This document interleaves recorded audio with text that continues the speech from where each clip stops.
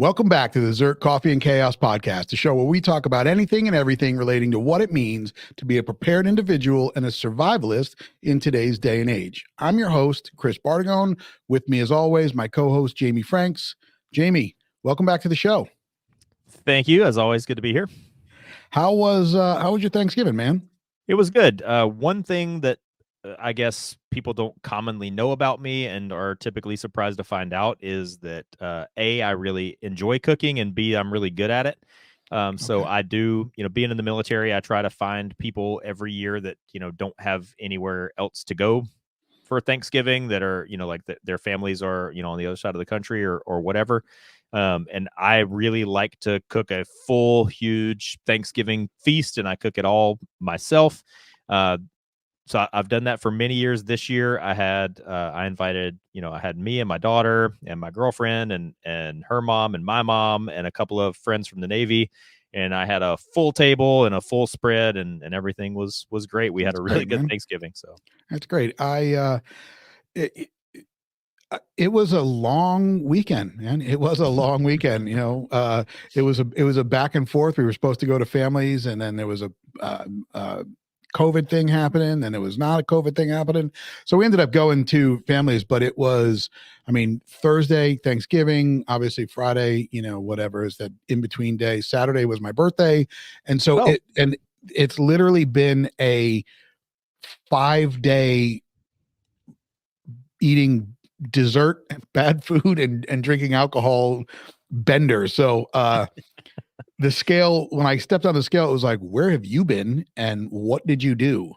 So it's funny how quickly you can get it back on and now how hard you got to work to get it off. But the holidays are just brutal. One of my, it was a book I read several years ago. And this is one of the little nuggets I filed away permanently, tattooed it onto my brain. Is this book I read says, don't ever fool yourself into thinking that you're maintaining. I've heard people at the gym and stuff say oh, I'm just maintaining. I'm maintaining. This book, the book I read said you're either getting better or you're getting worse. There really is no such thing as maintaining. And ever since I read that, I really think that's true. But yeah, I went, but I agree with you with the long weekend. Cause I'm in the military. I'm on shore duty, non-deployable, instructor duty now. So of course, we had Thursday, Friday, Saturday, Sunday off. So Wednesday was a half day, and then I was flying on Monday. So that was I enjoy flying, so that doesn't feel like work. So my weekend felt extraordinarily long, but I went diving on Wednesday and diving on Sunday. Nice. And then my birthday was 2 weeks ago. I think we actually recorded a podcast on my birthday, but I didn't mention it because I'm not a fan of my birthday, so I don't ever talk about it. But happy birthday to you, though. Oh, hey, man, I appreciate that. Yeah, it is. I don't know. I'll probably get just all sorts of razzed on this one, but it was my 49th birthday. So 1 year away from the big 50, which is scary in itself. But well, my birthday, I think there's a name for it, and I can never remember it. I don't care enough to look it up. But when you're 11 and 22 and 33 and 44 and 55, those birthdays, there's a term for that. But this year I was 44, so this year would have been my whatever that term is. But, whatever that is, yeah. All right. Well, hey, I think we did talk on your birthday, and I believe so. But I know you were not a big fan of the birthdays. I'm over here fidgeting. I got my fidget spinner. And if you all, this is obviously on the video. So if you're watching this on YouTube, you'll see what I'm holding up. And for those that are not, it is a key ring with about 5 inches of paracord, all done into this little, I don't know, whatever they call this. But today's episode is like I said, last week is a continuation of what we did last week. So last week we talked about ropes and knots. And then today, I realized I looked over on my desk to the right of me and realized that I had bought some paracord. And it was sitting there, and I said, hey, well, let's see what we can make real quick, do a little show and tell. And I think that's kind of where we ended up last week was we were talking about the Kern mantle rope, which is basically paracord is a version of that. And I said, you know what? Let me see if I can put together something real quick. The bracelets that everyone wore for a minute, I don't know that that's really a thing anymore. But I do think that a keychain is fine. And I didn't finish it. I did not get rid of the last two ends and burn them down, but we will. And I will actually, let me give this to somebody as a here you go. Look at what I made. But I didn't even check to see if there was any feedback from last week's show and see if anybody had any questions about it. I don't know if you did, but I didn't. I kind of enjoyed that because it is something that I've always, and we've discussed this before, as I guess is near and dear to me. I've always thought that having rope was a great survival tool. Just from going camping and, from doing other stuff around the house, it's always I've always had it. I've always had it sitting around. And so learning a little bit more about rope construction and materials, and then learning some important knots is exciting for me. So I thoroughly enjoyed that one. So yeah, and there's the thing we've talked about before where it's the 5 C's of survival, and one of the it's candle, combustion, communications, cover, and cordage.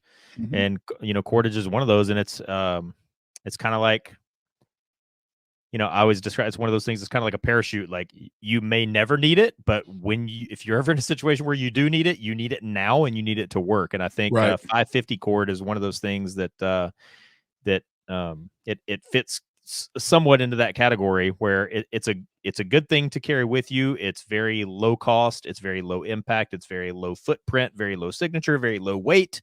But if you're ever in a situation where you need it, it's worth its weight in gold, Yeah. And it's funny when you kind of go down the rabbit hole of paracord. So last week we talked about the different types of rope construction and material, right? Nylon, mm-hmm. polypropylene, natural fibers, and where we've ended up is paracord. And I think that's what most people, let me take that. Well, I guess within the ZERT community or within the firearms industry, paracord has been a thing. Paracord dates way back. Mm-hmm. And it's a military term and military use, and it had to do with parachutes. I'm assuming that's where they came up with the paracord, but its versatility is obviously, I think, where it has lent itself to today's common use. You don't see guys walking around with, nylon, just a nylon rope bracelet around their thing, or, this paracord, like you said, the 550, it's small, and I keep holding it up here so you can kind of see it, but it's very thin in diameter. But it has a break strength of 550. You have your own, look at that. It has a break strength of 550 pounds, which is where we get the paracord. There's the strands right there. And I did not bring it into the show today, but I picked this up, side note here, but I used it today. I picked this thing up from Amazon, and it's probably the length of a pen, or maybe a little bit longer, but it's an arc lighter. So no flame, just, mm-hmm. just puts a little arc. Right. Like a taser? Like a taser, yes. Yep. But for burning this rope, yep. It's great. And it's USB charged.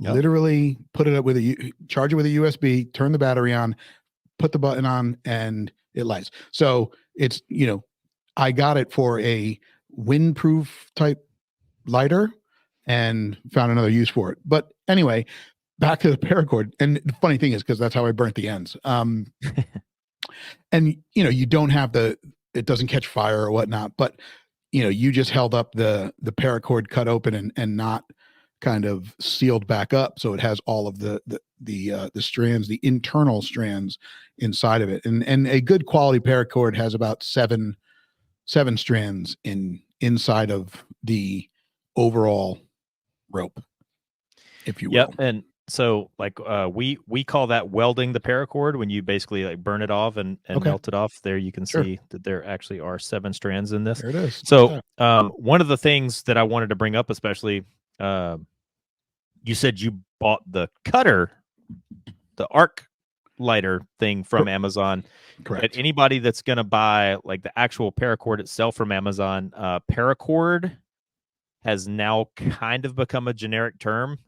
So not all quote unquote paracord is 550 cord. If you actually if you're actually wanting to buy paracord, actual 550 cord, like for survival application or for your go bag or whatever like that, like definitely do a little bit more Google searching and actually find mil spec paracord. And I would, if I were trying to search it out, I would search paracord NSN, like N as in November, S as in Sierra, and N as in November, so NSN, and that's going to lead you to some company that actually that sells mil spec paracord, because that will actually, we talked last week about the importance of knowing like whether you're using straps or ropes or cordage. Actually knowing the working load limit and the weight limit and stuff on your paracord. And if you buy the actual NSN, that stands for national stock number. But if you buy the actual NSN paracord, that means that's military approved mil spec paracord, and it actually will be tested and rated to 550 pounds, and it will have the 7 internal strands and all that stuff. There's all kinds of other paracord you can buy now. There's actually some that I have it. It's called it's made by I'll look it up here in a second, but it's called Fire Cord, and one of the 7 strands inside the paracord, it actually is rated to 550 pounds, but one of the strands of the 7 inside the paracord is actually can be used as like fire starter. I have some of that on my go bags, but I just wanted to make that point that now like you can go on Amazon, for example, and find all kinds of quote unquote paracord that's made in China, and it's all different colors, and it's camouflage, and it's multicam, and it's purple with black stripes, or it's black with purple stripes, or whatever. I would not depend on that. Like if you want to make a bracelet out of it, cool. But if you're actually using it for like any sort of prepper or survival or go bag type of usage, I would definitely do a little bit more due diligence and actually get the mil spec actual 550 pound rated actual paracord. So I agree. And I mean that lends itself to a good question right now. So the paracord bracelets, I think they had I think there was a good intention and a good thought process behind what it was, right? I mean, and I'm sure everybody understands what we're talking about, but it was basically what I'm holding in my hand, but large enough to wrap around a wrist with I don't even know what that belt is, or that the buckle is, but it's basically a black, buckle that clips together. I have one. Mine has one of those military style flat can openers weaved into it. It's got a small piece of ferro rod weaved into it. And then the thought process behind it is when you unravel, there's other things inside of it, like I think there may be a needle in there. Maybe I'm not sure what else is inside of there, but there are some other items that you can use for in a survival situation. Again, I think the thought process is good. But I don't know. I wore it for a minute, and then I have never worn it again. And like I said, it is connected to one of my bags, so it's there. But I'll throw this onto a keychain, and there's about wrapped up in here. I think there was about 6 feet of paracord in here. Is 6 feet enough? Who knows? Could you take 50 feet and wrap it around a keeper, which they do sell, that have a cutter on it, and stow that in your vehicle, in your bag? There it is right there. For those that are watching, you can see it. For those that you can't, Jamie has what we were talking about, but it's basically, go ahead. To back up a step before I get to this, to the little tool that I just held up. So I first became aware of this like back in. My first deployment to Afghanistan was in 2009, and I was a water survival instructor from 2005 to 2008. And then it was sometime when I was a water survival instructor during that period of time that I first became aware of like paracord bracelets, and like military guys were making them mostly just out of boredom. Right. And you would take a button off of our BDUs, off of our camis, and you'd make a loop on one side and a button on the other. And it was like a little secret symbol almost, that's like you were in the military and maybe had been somewhere and done something.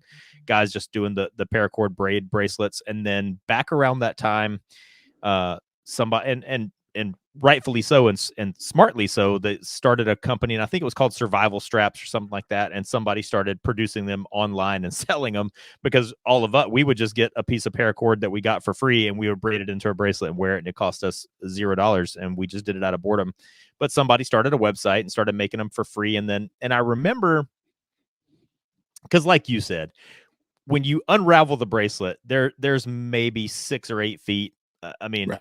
Maybe, to be really generous, maybe 10 feet of paracord in one of those bracelets. But the survival straps, if I remember the name of it, and this was like 15 years ago, but on their website, they had a thing that was like, if you buy a survival strap and you actually use it for a survival situation, and you have to unravel it and use it, if you write us and tell us or show us what you used it for, we'll send you another one for free. And then they would post all these people's stories on their website. And like, I remember reading, there was a story of somebody that bought one of these bracelets, and according to their story that they posted on the website, that somebody was in the river and they were drowning, and they took their bracelet off and unraveled it and threw the cord out to them and rescued the person that was drowning in the river.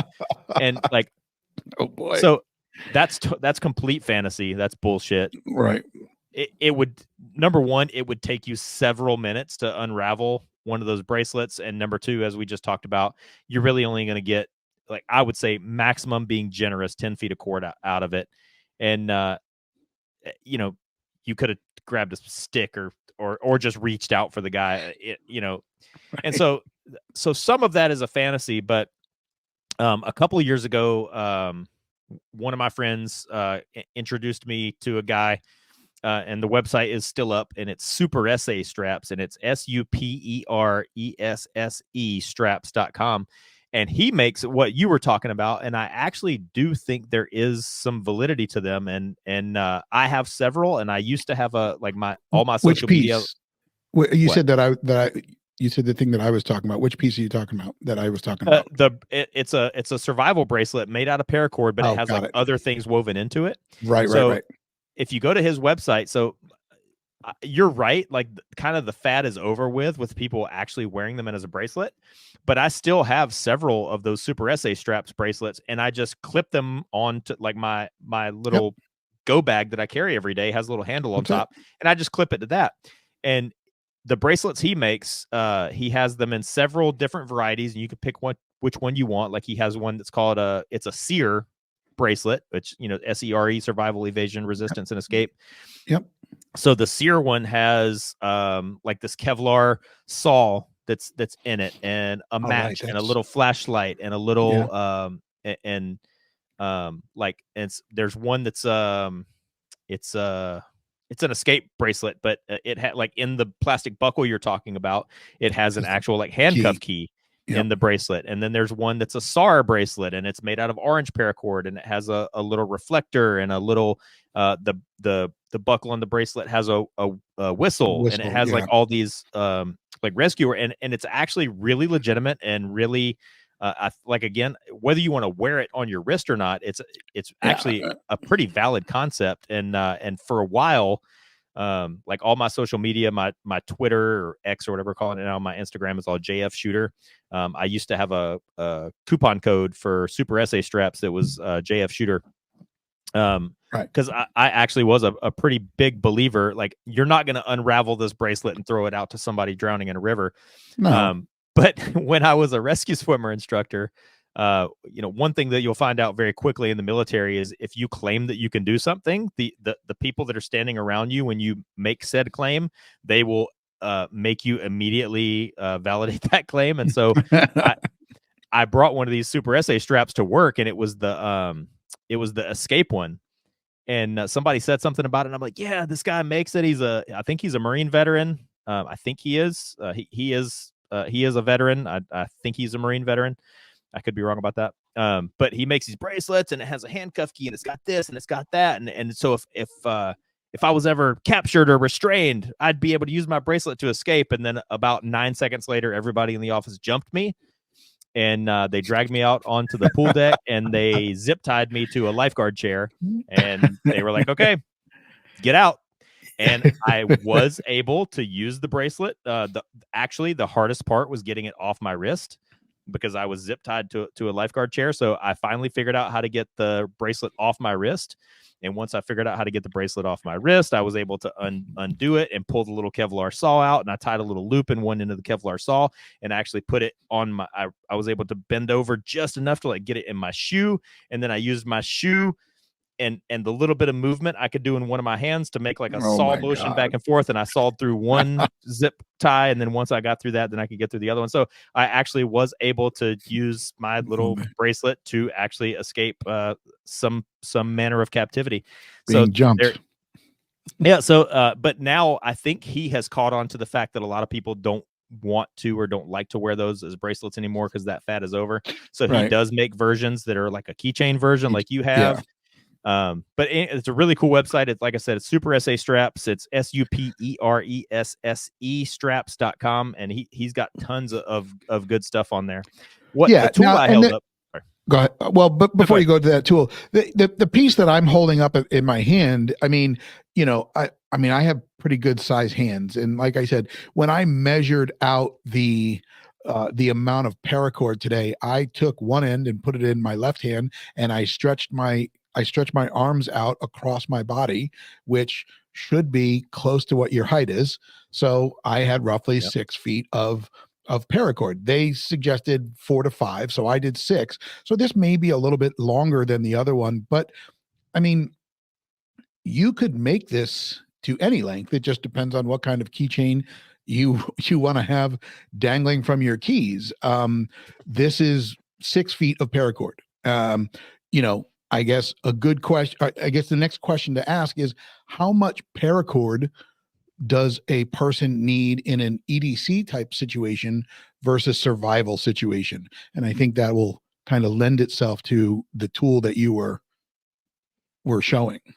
Yeah, so this is something that we have talked about in many other facets, because this kind of train of thought applies to almost every other thing in the survival / EDC / prepper sphere. And it's, what do you need versus what is practical? I mean, like we talked at length in one of these episodes about how my EDC concealed carry gun is a Glock 43. Well, if practicality and everything was out the window, I would carry the big minigun from Predator, and that would be my EDC, but that's not practical. So in a survival situation, like that's why cordage is one of those 5 C's of survival, because it is one of the 5 absolutely legitimately most important things you could have in a survival situation. So how much do you need? How much would you want? I would want a truckload of paracord if I was in a survival situation, but you can't carry a truckload of cord. That being said, about over 10 years ago, I bought 2 spools of that actual military NSN mil-spec paracord, and I think there's 1,000 feet on each of those spools. Okay. And I've had both of those spools now for well over 10 years, and I don't even think I'm halfway through them. So that, if you're like really of the prepper mindset, like I actually would recommend doing that. I bought 1,000 feet of the tan and 1,000 feet of the green, and it's down in my garage, and I use it for everything. And I'm over 10 years and counting, and I've not even gone through half of it yet. But is that 550? Yeah, it's actually that is okay. So So practicality is where like this little guy comes in, and what I'm holding up is it's from a company called Tricorn. It's TRICORNE, and it's called the spool tool, and they use that as all one word, spool tool.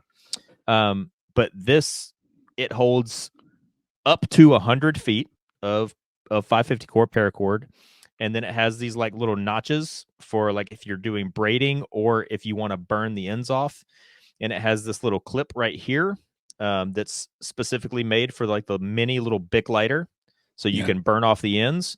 On this side, it has a razor blade in there with this little slot for cutting, and the razor blade is changeable with these screws that are right here. And then in the middle, they actually gave you an extra little screw in case you lose one, because in a survival situation you might. Got a little lashing hole there, and then it has the two little holes here in the center. So when you're wrapping the paracord around it, that can be your start and your terminus. Okay. So a very well thought out, very cool thing. It's I mean, you can see it's roughly the size of the palm of my hand. Yeah. You know what I just thought of? What? Because I noticed when you bring up a product, you spell it out so our listeners can write that down.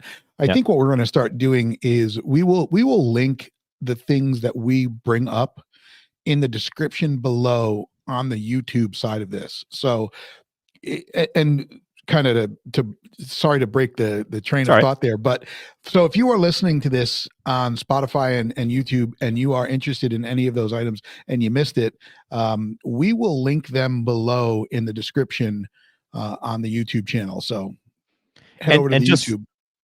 Just from an integrity standpoint, I always feel like it's somewhat important to say that like I don't have a sponsorship. I'm not officially affiliated with any of these companies. Like I did have a discount code for the Super SA straps, but that's because like I met the guy, I looked at his stuff, and I really thought it was valid and legitimate. So the stuff that I recommend on here, and especially the things that I recommend specifically by name, it's because I actually think it's a good, worthwhile, legitimate product that I trust. So I'm there's no paid endorsement here at all, but back to the spool tool. Yeah. It holds up to 100 feet of paracord, which I actually think that's probably a good amount that spans that line of what is it's enough to be extremely useful, and it's little enough to be practical. Now, if you look this up online to any of the sites that sell it, this was one of the first things that jumped out at me when I first got my first spool tool. If you actually wrap 100 feet of paracord around this thing, if you notice online, anybody that takes the time to look this up, every single picture that you see of this spool tool is taken from the same angle. Every time you see it, it's this straight on angle, just like I'm holding it right here, where you're looking straight at it. But if you turn it like this with 100 feet of paracord wrapped around it, it's this big around. I mean, it's almost, it's not quite, but it's almost comparable to like the size of a Nerf football once you actually put 100 feet of paracord on this thing. So that's the only kind of misleading thing about the spool tool, is if you actually do put 100 feet of paracord on this thing, it gets really fat, and that's why all the pictures online are from the same angle, so you can't really tell that. But so just don't be surprised by that. But I do have one of these in my go bag. I grabbed this is one of the ones I just had in my little box down in my garage. That's a new one. So I don't have the lighter on here, and I don't have the paracord wrapped around it. But just don't be surprised. Like, this is a great product. It's a great thing to throw in your go bag or your EDC backpack or in your car. But just don't be surprised if you actually put 100 feet of paracord. It's going to be way more substantial than you think it is. Right. Which is, going back to your paracord bracelet, probably if you asked most people would probably think there's way more than 6 feet of cord in that thing, but there isn't. No, there is not. No, I can attest to it because I made it today. So going back to the paracord situation, and obviously we just went over an EDC type situation versus survival situation, and 6 feet on you every day in a keychain, or if you're still going to do the bracelet, a bracelet type situation, versus 100 feet. in your go bag or in your get home bag or in your vehicle somewhere, both are viable. And again, it just goes back to the whole, what I have on me gets me to my vehicle type situation. Yep. There's many different uses for paracord, and in emergency type situations. And I think the amount that you have on you will depend or dictate what those situations are. But before we get into some of those situations, you know, there are, we've talked about 550 cord, and Jamie, you brought up another one. Or no, did you bring up another one? No, you didn't. You just brought up a different kind of brand, but 550 cord is probably the most popular. Would you agree? Oh yeah. Yeah. Yeah. Sure. And you referred to this last week. 550 is obviously the weight of the break strength of that cord. That's why it's called 550. But I believe there's 14 different types of paracord, ranging from nano all the way up to 5/16, like with a 3,300 pound break strength. So again, people aren't wearing that around their wrist. I believe 550 cord is probably the best bang for the buck, if you will. Yep. Size versus strength ratio. But there is the 550 has 7 strands inside of it. You can go to a 750, which obviously gets you a little bit more. I think there's 11 strands inside of that. They make some paracord that is coreless, so there's no strands inside. And then you get to that 5/16 stuff, that the big thick mamma jamma stuff, and there's 3 strands inside of that. So I mean, there's a variety of sizes, but the most popular is the 550 cord. Yeah, the two that I use most often are the cord we've been referring to and that I've held up. It's just like the regular mil spec actual 550 cord paracord. The other one that I use quite a lot, if you search it, it's MIL dash C as in Charlie dash 5040. So it's MIL C 5040. And it's called Type 1 survival cord. And that's what I use. Like I use that for a lot of my, like when I make modifications to my scuba gear and stuff like that. It's only 1/16 in diameter. So regular paracord is about a quarter of an inch. It might be a tad smaller than a quarter of an inch, but the Type 1A survival cord that I'm talking about, it's a 1/16 of an inch, and it doesn't have the 550 pound strength that that regular like Type 3 paracord has. But the Type 1A survival cord is it's about a third or a quarter of the diameter of regular paracord, and it's the other one that I find to be the most useful.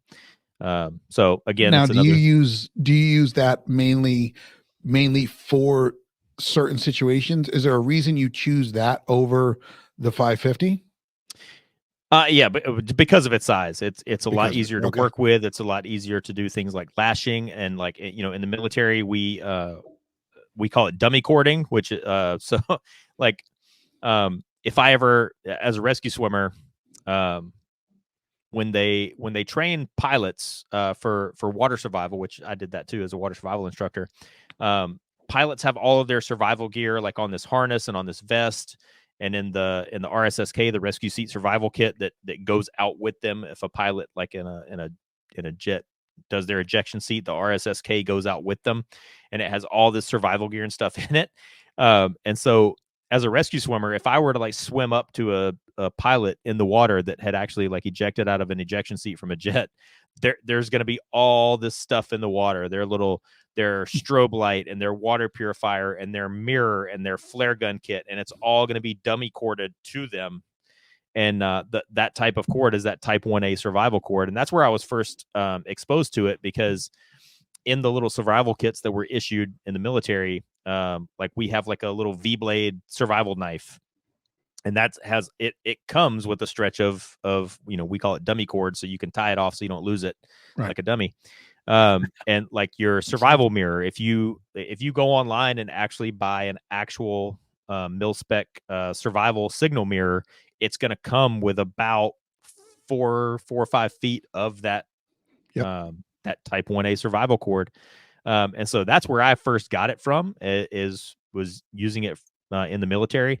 If you go online, if you go to Amazon and buy an actual mil spec flight suit, there's a pocket on your left leg. It's a long skinny pocket that's on the left leg, and that's for holding your little V-blade survival knife.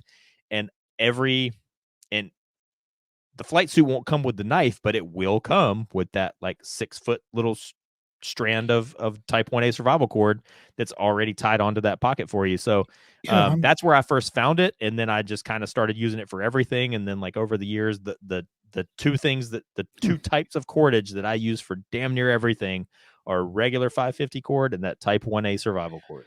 So I want to just back this up to the fact that you can go on Amazon and buy an actual flight suit. Mm-hmm. If you know what you're looking for, yeah.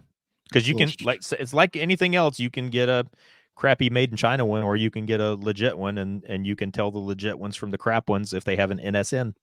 And you can buy an actual military flight suit, and it will come with a little strand of that Type 1A survival cord.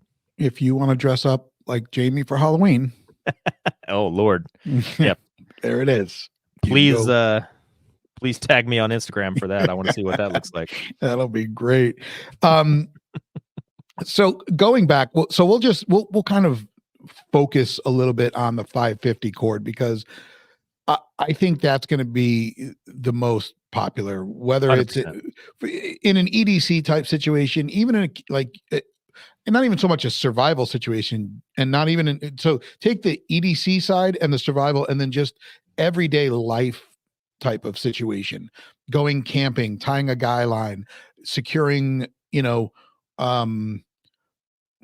just whatever, securing a bear bag to a tree and lifting it up. I mean, you can do all of that with 550 cord, and then when you gut the 550 cord and like pull one of the strands out, like now you can use this as sewing thread, and you can actually take one of these smaller threads and you can unweave it, because it's like miniature tri-weave or tri-twist rope. And so each one of these 7 small strands can be reduced down to 3.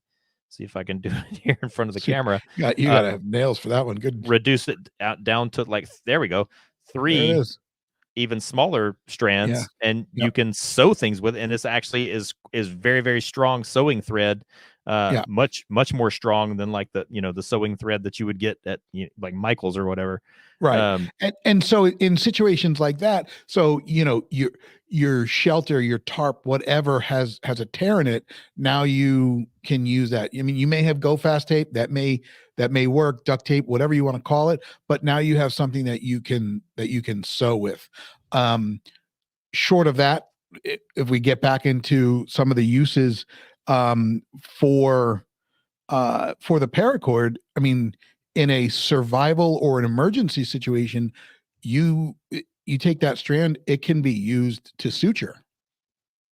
Now, 100%. It's not going to dissolve, so you'll have to be aware of that. You'll have to worry about sanitation, but in an emergency situation, you could use that to suture a wound closed. Did not Rambo 2 or 3, because he used gunpowder, but in Rambo 1, didn't he suture? Well, no, I'm sorry. He had the badass army knife with the ball compass on the end, and I thought he sewed himself up with that. But he did. And it was fishing line. He sewed himself up with fishing line. There you go. So in a modern remake, they would use paracord. Should you happen to be out in the wild eating some freshly killed game, and you have dressed and cooked and ate, and now it's in your tooth, in between there, you could use your paracord as a dental floss. See, there's multiple use. Some of the other things, obviously, like I just said, stitches, dental floss. Could it be used as a last resort tourniquet?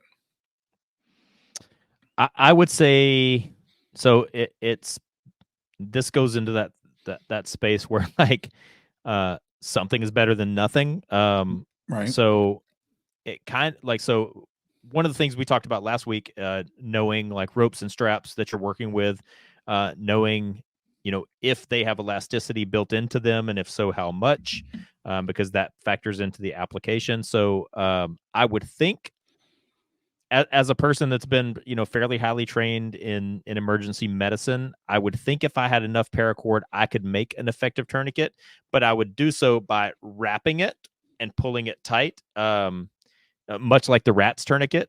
But 550 cord is not elastic at all. Like that's actually, they do that on purpose. They weave it the way they do and make it out of the material they do. So 550 cord does not have any stretch or any elasticity at all. So I would think if you had enough and you could wrap it and hold it tight, you could make an effective tourniquet out of it. Opposed to using it and with a little bit of slack and then grabbing a stick to do a windlass and making a windlass. Yeah, windlass. That, I would think that would probably work. Yeah. But again, that's a last resort. You do not have a tourniquet, or you have used your primary tourniquet, and if you're prepared, you've used your secondary tourniquet, and for whatever reason, there is a need for a third one, and all you have left is paracord. Could be used. Not recommended, but understanding that in that kind of situation, it's there.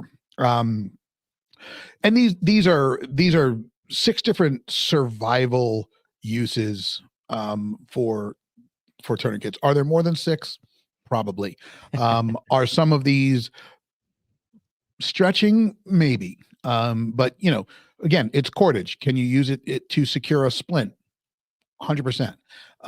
Could you use it to make a makeshift tourniquet?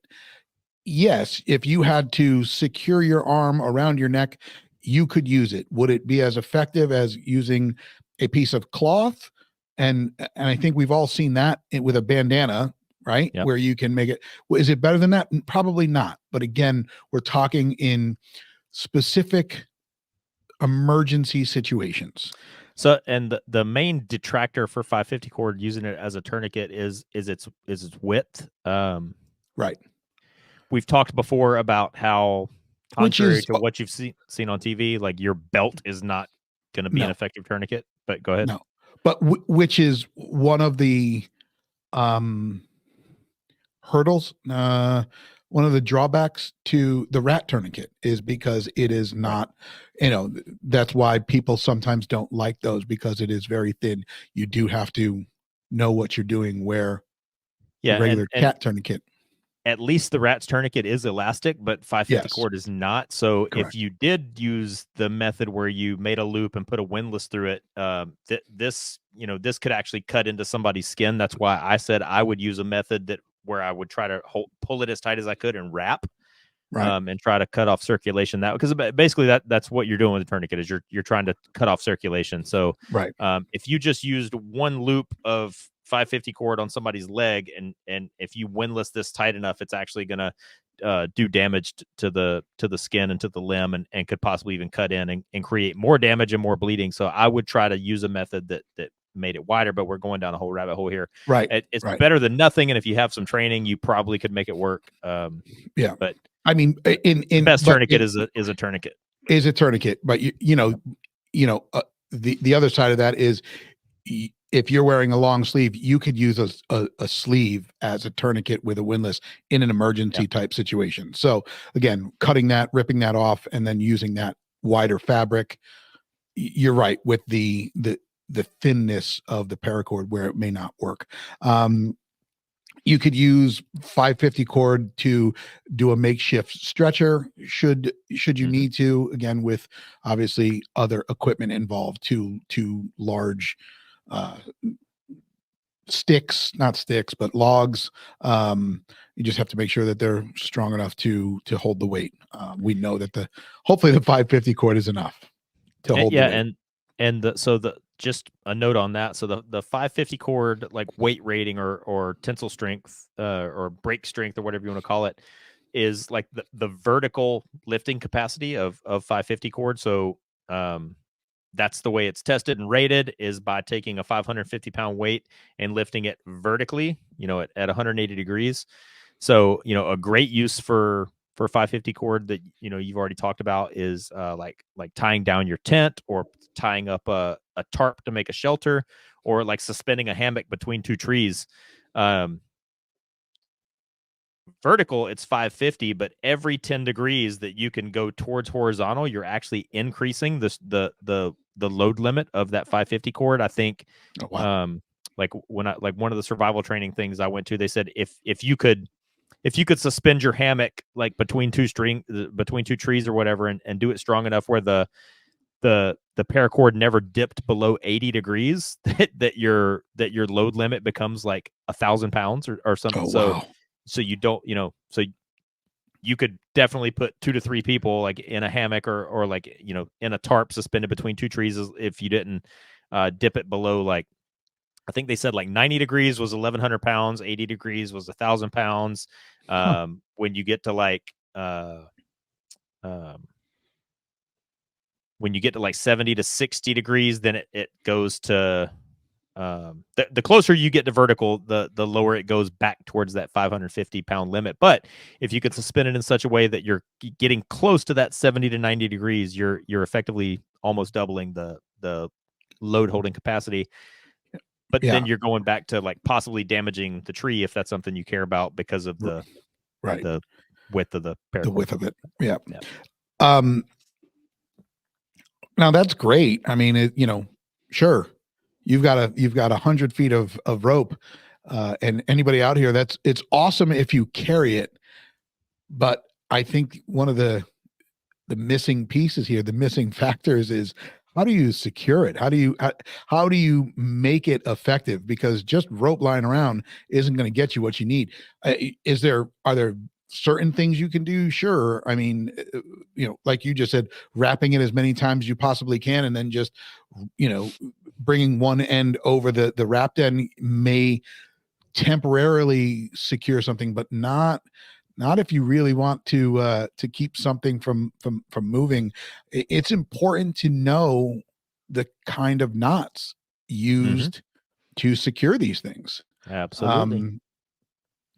I don't know how many listeners out there have been in Boy Scouts, or Girl Scouts, or grown up in some form of that, but I know that they teach basic knot tying in that, right? But they taught basic Spanish and Italian in high school, and I can't say but 4 words. So, I think that's a skill that you lose. In order to make this little keychain, I had to refresh and watch a video. Like, okay, which knot?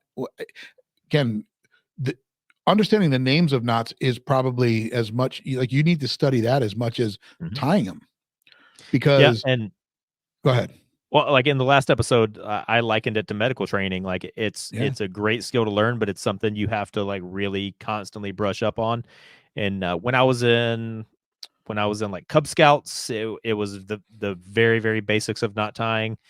Boy Scouts, we got into a little bit more. And Boy Scouts, I'm sorry, because in between Cub Scouts and Boy Scouts is Webelos. In Webelos, we got into like a little bit more, a little bit above the basics of knot tying. But then when I actually got into Boy Scout, that's as high as I ever went. I never went to Eagle Scout. Okay. But in Boy Scouts, that's when we actually started learning how to like make snares and things like that. And that's when knowing different types of knots and like different knots do different things for you.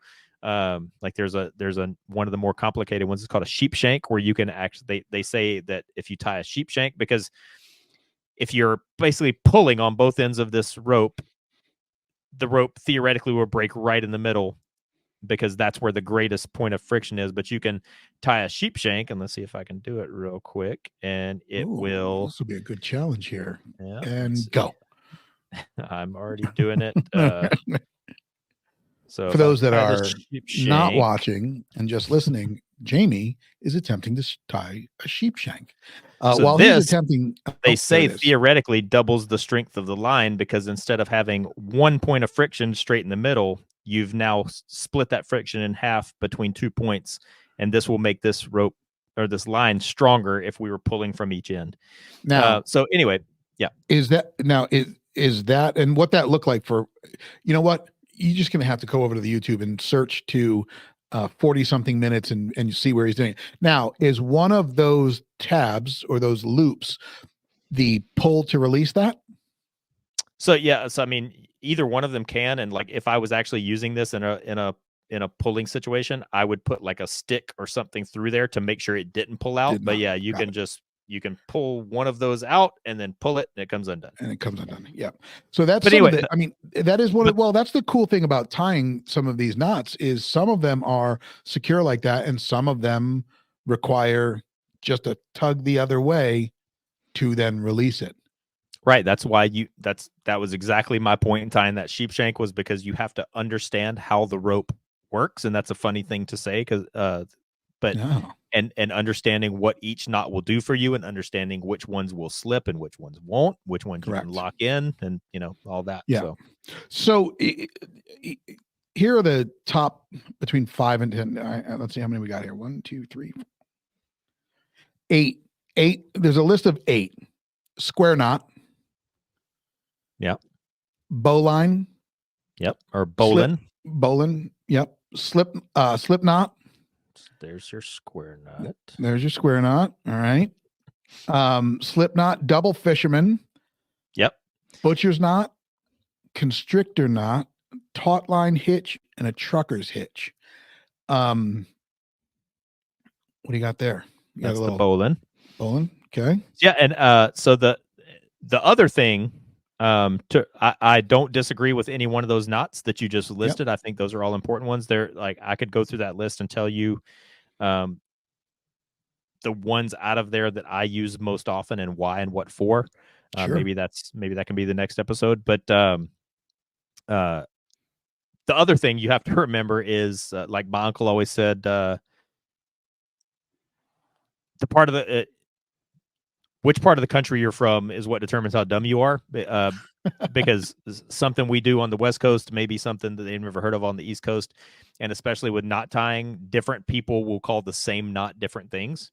Okay. So you just said butcher's knot, and I have no idea what that is, but I'm sure it's a knot that I know, but I bet I know it by a different name. So could be. Yeah. When doing a little bit of research here, the double fisherman. So I was like, ooh, because what they refer to that as, it is one of the strongest ways to secure 2 ropes. So should you have 25 feet sections and you need 50 feet of rope to connect 2 things, whatever the case may be, you have to secure those 2. And if you do any other type of knot, that knot will slip and it will not be as secure. So that's why the double fisherman knot is one of the strongest ways to secure 2 ropes.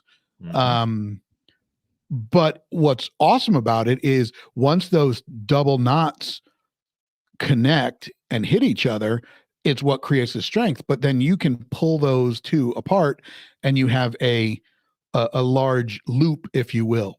And then you can wrap that. I mean, I've seen people wrap, like the neck of a bottle around that. And, you can use that to create more, I guess, more secureness.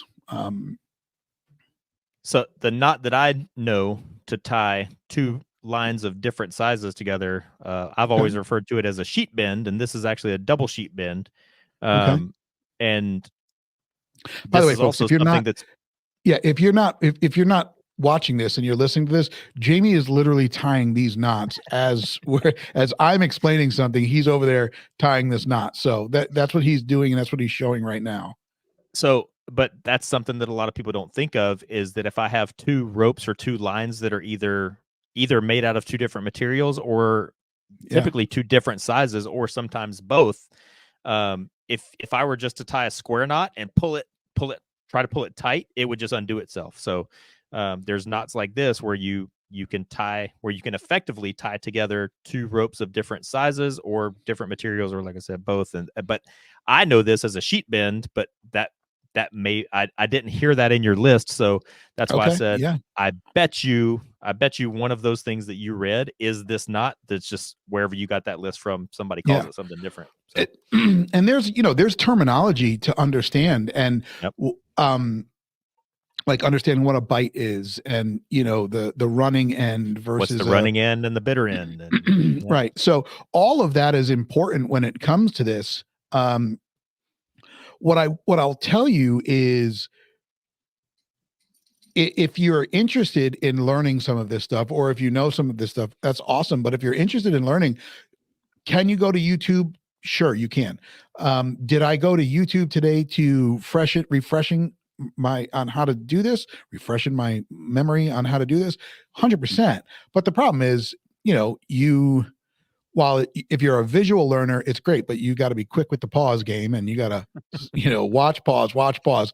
I'm sure there are books out there. So for all of you that love to read, do that. Find that book. There are books you can get on, like, back when we had these things called bookstores, you could get them.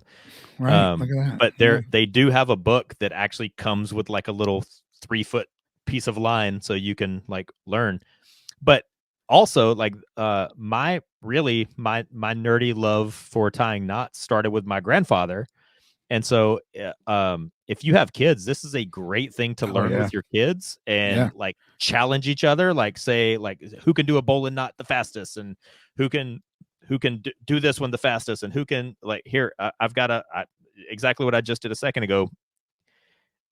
I've got a piece of 550 and then this bigger piece of line, like, timed together, and it's like, and you can learn it with your kids and challenge each other and make a little game out of it. And I can amuse myself for like an hour with like a little piece of 550 cord. Oh, tell me. Yeah. I did that right before we got on today. I had some stuff going on in the background that didn't require my hands. So I was like, let me watch some of this, and we got it done. But I think that's a great way to bond with whoever, whether it is your children, whether it's your spouse, or just a group of friends. I mean, turn into a drinking game. That'll be fun. I just got way more interested in knot tying.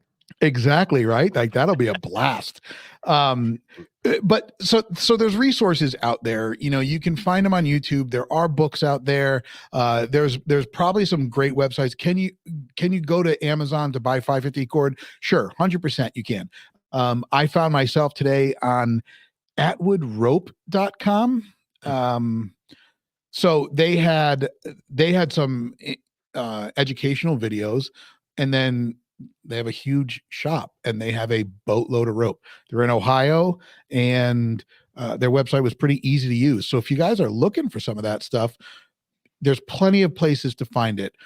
And this will be a fun little challenge to do. Like I said, I just had an idea. Next, whoever's doing the next meet and greet, this should be part of that meet and greet. Obviously. And for those who aren't aware, within the ZERT community, within different states and areas all across the globe, people do these meet and greets. They get together and they discuss some of this stuff, whether it's preparedness, medical, firearms related topics, but this is what it's all about. But this would be a fun one.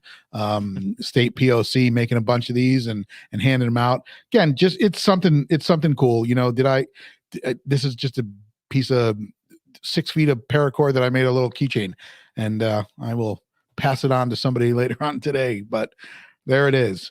So for those of you for the three of you that are out there that know that I was on a little TV show called Top Shot, this like when we were filming Top Shot, I was on season 2 and the All-Star season. So in the All-Star season, I was with Chris Serino, and so all of us that were in the All-Star season obviously had previously been on one of the regular seasons of Top Shot. And when we were filming, they don't let you have your phone. They don't let us have TV. They don't let us watch movies. They don't let us read a newspaper. They don't let us listen to the radio. They don't let us listen to music.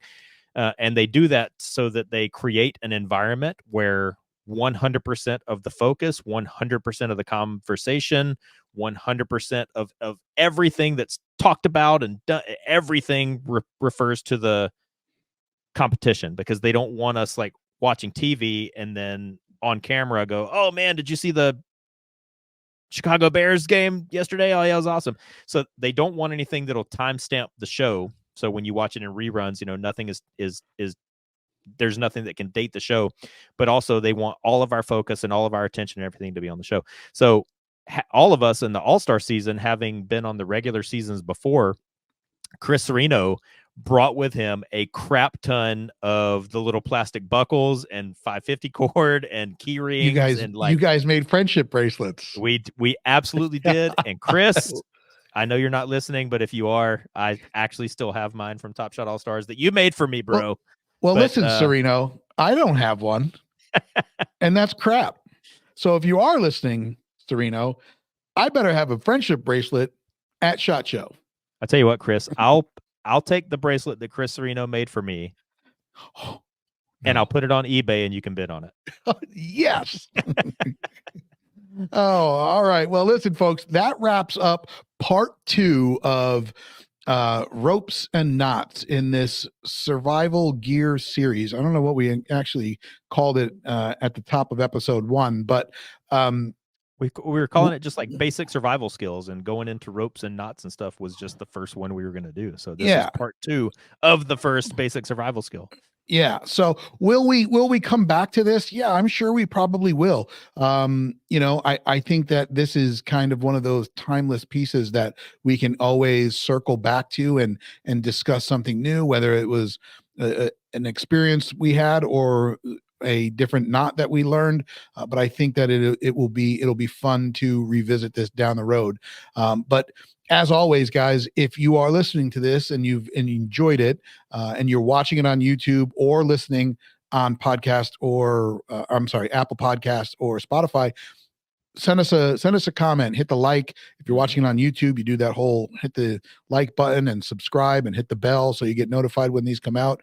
But we love making these. I know I do, and I think Jamie does as well. I do really enjoy the fact that we are doing this on YouTube now. The YouTube channel is going to be utilized a little bit more in the next few months. So we're going to be probably doing some product reviews, some gear reviews on stuff that we have tried or we want to try, and then pass that information on to you. I know that Jamie, you've been using the Mantis X system, and I kind of want to dive into that over maybe the next couple of episodes as to the validity of it and how useful it is. So we can have a whole conversation about that, but like just to give the listeners just a small little hors d'oeuvre. If you've never been to SHOT Show, and most people probably haven't, but you've probably seen all the content that people release online about SHOT Show, and it looks glorious, and there's machine guns, and there's sniper rifles, and there's all this stuff. Like, I'm telling you, out of everything that we saw at SHOT Show last year, the Mantis X was probably, I may go so far as to say it was the best thing I saw at SHOT Show last year, and I've gotten a ton of use out of it, and it's a really awesome little piece of gear. So. Awesome. Well, until next time, folks, we appreciate all of your support. We appreciate all of the feedback that we have gotten. As always, you stay safe out there. Don't be somebody's resupply. Jamie?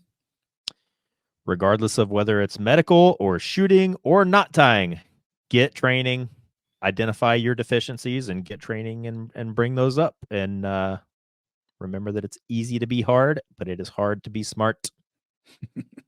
All right, guys, we'll see you later.